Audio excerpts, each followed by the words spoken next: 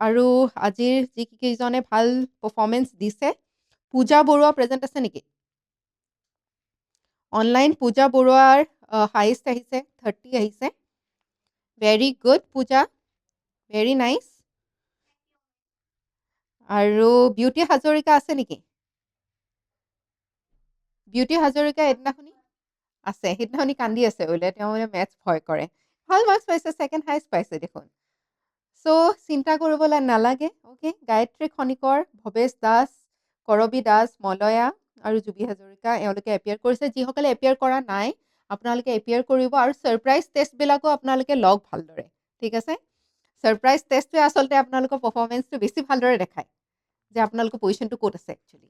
okay অফলাইনত শতাব্দী গগৈ আটাইতকৈ highest mark পাইছে নেক্সট ৰিচাই পাইছে তাৰপিছত আদিত্যই পাইছে চুমি বৰা পৰি কস্তুৰী কংকনা ভগীৰথটোতো নতুনকৈ আহিছে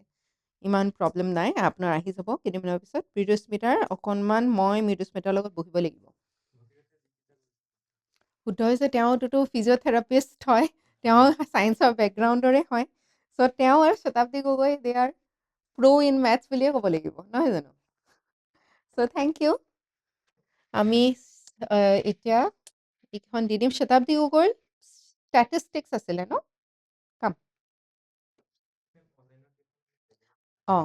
অনলাইনৰ চাৰ্টিফিকেটছখিনি আমি অনলাইন চেণ্ড কৰিম okay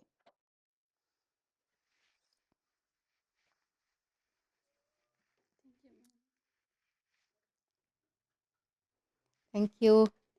congratulations Richa Baruah back to back মানে তেওঁ মানে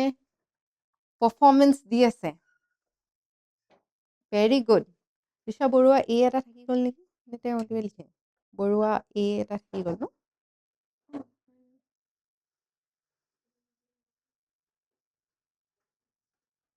কংগ্ৰেচুলেশ্যনছ ভেৰি নাইচ হ'ব ভেৰি নাইচ চ' নেক্সট কাৰ কংকনাৰ নাম মই পাব লাগিব পৰিক মই এখন চাৰ্টিফিকেট দিছিলোঁ নেকি চকলেট এটা দিছিলোঁ নেকি মাজতে কিহত দিছিলোঁ মেপত দিছিলোঁ ৰাইট চ' আকৌ ভগীৰথৰো পাব লাগিব ঠিক আছে